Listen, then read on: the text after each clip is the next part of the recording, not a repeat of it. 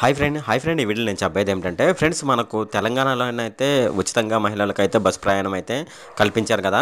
So ఇప్పుడు ఈ ఫెసిలిటీని మన ఆంధ్రప్రదేశ్లో ఉన్న మహిళలకు కూడా ఏర్పాటు చేయడానికైతే ఆంధ్రప్రదేశ్ ప్రభుత్వం అయితే సిద్ధంగా ఉంది. ఇప్పుడు ఈ వీడియోలోకి వెళ్ళే ముందు నాదొక రిక్వెస్ట్ ఫ్రెండ్, అదేమిటంటే ఈ వీడియో కనుక మీకు నచ్చినట్లయితే ఇక్కడ కింద ఉన్న రెడ్ కలర్ సబ్స్క్రైబ్ బటన్ మీద అయితే ప్రెస్ చేయండి. ఇలా మీరు రెడ్ కలర్ సబ్స్క్రైబ్ బటన్ మీద ప్రెస్ చేయడం వల్ల నేను చేసిన ప్రతి ఇన్ఫర్మేషన్ వీడియో అనేది అందరికంటే ముందు అప్డేట్ రూపంలో మీ మొబైల్కి అయితే చేరిపోతుంది. ఇప్పుడు మనం వీడియోలోకి అయితే వెళ్ళిపోదాం.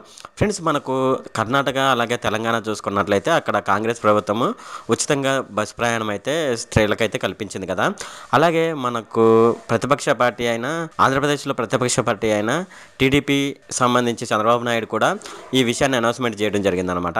ఆంధ్రప్రదేశ్లో తన పార్టీ కనుక వచ్చినట్లయితే మహిళలకైతే ఉచితంగా బస్సు ప్రయాణం ఏర్పాటు చేస్తానని అయితే చెప్పడం జరిగింది.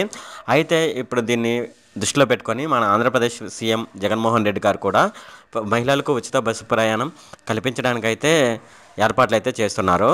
అలాగే ఈ ఉచితంగా స్త్రీలకు బస్సు ప్రయాణం అనేది ఏర్పాటు చేయడం వల్ల తను తర్వాత ఎలక్షన్లో గెలవడానికి అయితే అవకాశం ఉంటుందని ఇది ఒక ప్లాన్ అని చెప్పవచ్చు అనమాట. ఇది ఫ్రెండ్ ఈ వీడియో కనుక మీకు నచ్చినట్లయితే ఇక్కడ క్రింద ఉన్న రెడ్ కలర్ సబ్స్క్రైబ్ బటన్ మీద అయితే ప్రెస్ చేయండి. అలాగే ఈ వీడియోని మీ ఫ్రెండ్స్ అండ్ ఫ్యామిలీ మెంబర్స్కి అయితే షేర్ చేయండి. అలాగే ఈ వీడియో సంబంధించి ఏమైనా కామెంట్లు ఉన్నాయి అనుకోండి, నాకు తప్పనిసరిగా క్రింద ఉన్న కామెంట్ సెక్షన్లో అయితే తెలియజేయండి. ఈ వీడియో అంతే friend. Okay, thank you friend.